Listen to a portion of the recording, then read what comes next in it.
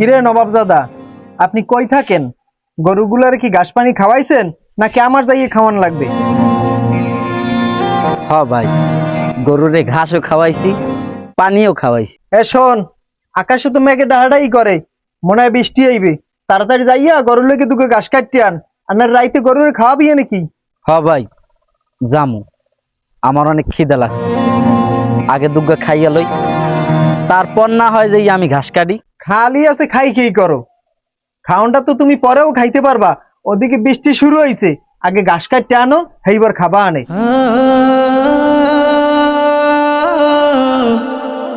ভাই, তুমি আমারে ঘাস কাটতে যাইতে কইছো, আমি যামু না, এটা কি হয়? কিন্তু ভাই, আমার এত ক্ষুধা লাগছে, ক্ষুধায় আমার গা কাঁপতাছে। আমি অল্প কিছু খাইয়া যাই, এরপর না হয় আমি ঘাসগুলা কাটি। আমি যদি এই অবস্থায় মাঠে যাই, ঘাসের বোঝাগুলা নিয়ে মনে হয় না যে আমি বাড়ি পর্যন্ত আইতে পারবো। হয় বুঝছি, তাহলে তুমি একটা কাজ করো, এই পাকের ঘরে পাইলে পান্তা পাতা আছে, এই লবণ দিয়ে খাইয়া তাড়াতাড়ি যাও, আবার তরকারি এসে বই থাকো না। যাও যাও, তাড়াতাড়ি যাও। ঠিক আছে ভাই।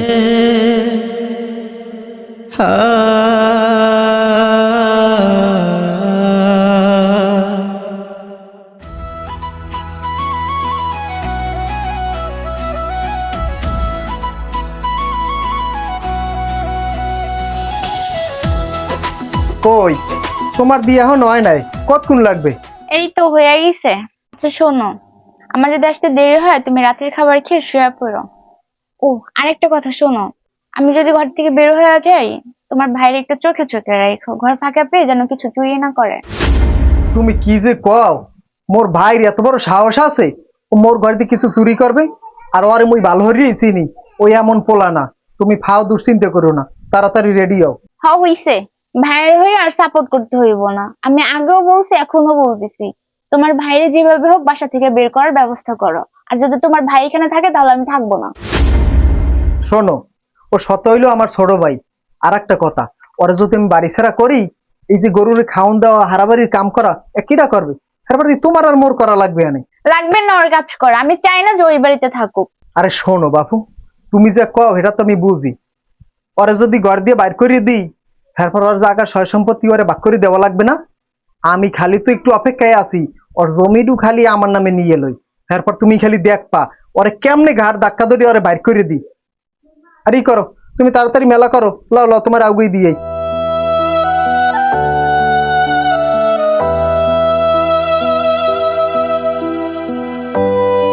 কিরে বন্ধু, তোর কি অবস্থা? তুই তো আজকেও মন খারাপ করে বই রইছ। তোর বড় ভাই কি তোর আজকে ভাত খাইতে দেয় নাই? বন্ধু, ভাত খাইছি ঠিকই, কিন্তু তরকারি ছাড়া, শুধু লবণ আর মরিচ দিয়া। বন্ধু, তোর বড় ভাই তোর লাগে যে ব্যবহার করে, আমি মাঝে মধ্যে দেখি অবাক হয়ে যাই। আমার মনে একটাই প্রশ্ন, উনি কি তোর আপন বড় ভাই নাকি সৎ ভাই? দূর বন্ধু, সৎ ভাই হইতে যাইব কি লেগে? আমরা দুজনেই আপন ভাই। আরে বন্ধু, এই কথাটা তো আমি একা কই না, গ্রামের সব মানুষই কয়। তোর বড় ভাই যদি তোরে আপনই ভাববে, তাহলে তোরে দিয়ে এত কাজ বাজ করাইতে না, তাহলে তোর সয় সম্পত্তি তোরে ভাগ করে দিতে। বন্ধু, আমি আসলে সবই বুঝি, আর বুঝাও না বোঝার ভান ধরে থাকি। কারণ কি জানো, আমি বিশ্বাস করি আমার আল্লাহ আমার যেবিল রাখছে, অনেক ভালো রাখছে, শুকুর আলহামদুলিল্লাহ। এবার হন, আবেগ দিয়ে দুনিয়া চলে না, সামনে তোর ভবিষ্যৎ আছে। কয়দিন পর বিয়ে করবি, এবার বাচ্চা কাচ্চা হইবে, এবার হইবে না কি কদিন। শোন, ভবিষ্যতের চিন্তা আমি ভবিষ্যতে করব, তবে সামান্য টাকা পয়সা আর জমির কারণে আমি আমার ভাইয়ের ভাবির লাগে দ্বন্দ্ব করতে পারবো না। আর একটা কথা, যেই মাইয়া আমার ভাইয়ের ভাবির লাগে মিললে না থাকতে পারবে, আমি ওই রকমের মাইয়া বিয়েও করবো না। আর একটা কথা, তুই বন্ধু আছো, বন্ধুর মতো থাক, তুই আমার পার্সোনাল ব্যাপারে নাক গলাস না বন্ধু। ঠিক আছে বন্ধু, তুই যেহেতু না করলি, আমি আর কিছু কইলাম না। তার একটা কথা, যদি কোনোদিন কোনো হেল্প লাগে এ বন্ধুর দ্বারে কইস, এ বন্ধু ফিরেইবে না। ঠিক আছে বন্ধু, থাক, আমার একটু বাজার যাওয়া লাগবে।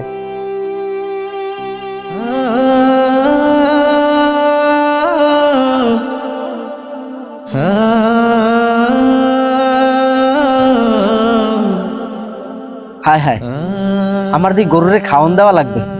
এনে বই থাকলে তো কামাইব না, আমি যাই।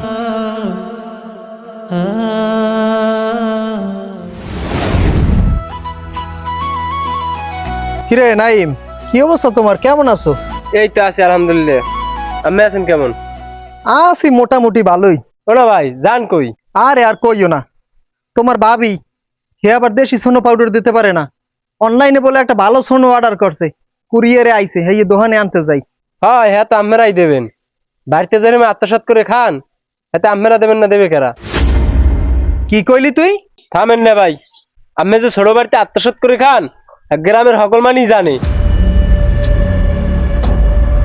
শুয়ারের বাসায় আমার সামনে বইয়ে হুজুর হুজুর করে, আর এলাকার সবার দ্বারে আমার বদনাম কয়। বাজারে পরে যাবো, শুয়ারের বাসায় গেলে কই ওরে তো আজকে আমি বাড়ি ছাড়া করবো। বান্দির বাসায় আমার খাইয়া আমার পরিয়া আমার নামে বদনাম। এ আসেফ, আসেফ, এ বান্দির বাচ্চা, তুই আমার খাইয়া আমার পরিয়া আমার নামে হাইবার তুই হারা এলাকায় বদনাম কও। আজগো দিনের মধ্যে আমার বাড়ি ছাড়বি, আর নাইলে কিন্তু তোরে এই জায়গায় গাড়াই হেলামো। যা আমার বাড়ি বাইরা।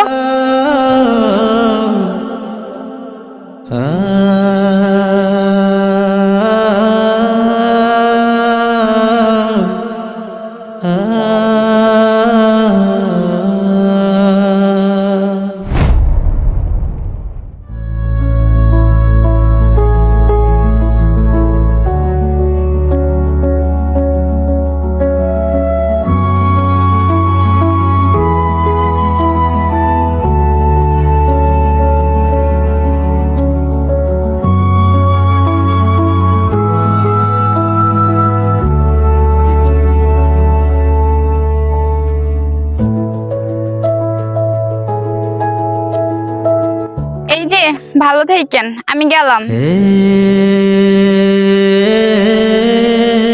ভাবি দাঁড়াও, তোমার সাথে আমার কিছু কথা আছে। তুমি কই যাইতে আছো? আমি আমার বাপের বাড়ি চলে যেতেছি। কি বলে আমি আমার বাপের বাড়ি যাই? তুমি নিজের চোখে দেখতে আসো যে আমার ভাইটা অসুস্থ, তুমি আমার ভাইরে ফালাই রেখে বাপের বাড়ি যাও? এই শোন, আমি তোর পঙ্গু ভাইয়ের সংসার করতে পারবো না। আমি আমার বাবার একমাত্র মেয়ে, আমি কেন ওর সেবা করতে যাব? আমার ভাইয়ের সংসার করবা না মানে? তুমি কি কও? তোমার মাথা ঠিক আছে? আমার ভাই যখন সুস্থ ছিল, টাকা পয়সা সোনা গয়না সয় সম্পত্তি সবই তো তুমি আত্মসাৎ করছো। এমনকি আমারও আমার ভাইয়ের সাথে ভালো মতো থাকতে দাও নাই। আর এখন আমার ভাই অসুস্থ, তুমি চলে যাইতেছো আমার ভাইরে রাইখা, আমাকে সবাইরে রাইখা। কেন কেন চলে যাইতেছো? ও, এখন তো তুমি চলে যাবাই, কারণ তোমার যত স্বার্থ ছিল সব ধরনের স্বার্থ তো হাসিল করা হয়ে গেছে। এখন তোমার স্বামী দিয়ে কি দরকার? এই সংসার দিয়ে কি দরকার? আমার জ্ঞান দেওয়ার দরকার নাই। আমি আমার এত সুন্দর জীবন নষ্ট করতে পারবো না। তুই তোর ভাইয়ের সেবা কর, আমি গেলাম।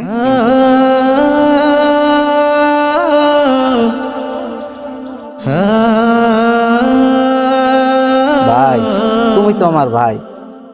এই পৃথিবীর সবাই যদি তোমার ছাইরে যায়, আমি ভাই তোমার কোনোদিন ছাইরে যাবো না। তুমি ছাড়া তো এই দুনিয়ায় আমার আর কেউ নাই ভাই।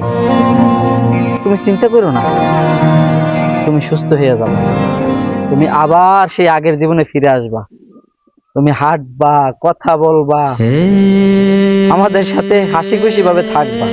ভাই গো, তোমার জীবন দিয়ে একজন নারী চলে গেছে, তাতে কি হয়েছে? তোমার লাগে তোমার ভাই আছে। আমি বাইসে থাকতে আমি কোনোদিন তোমার ছাইরে যাবো না।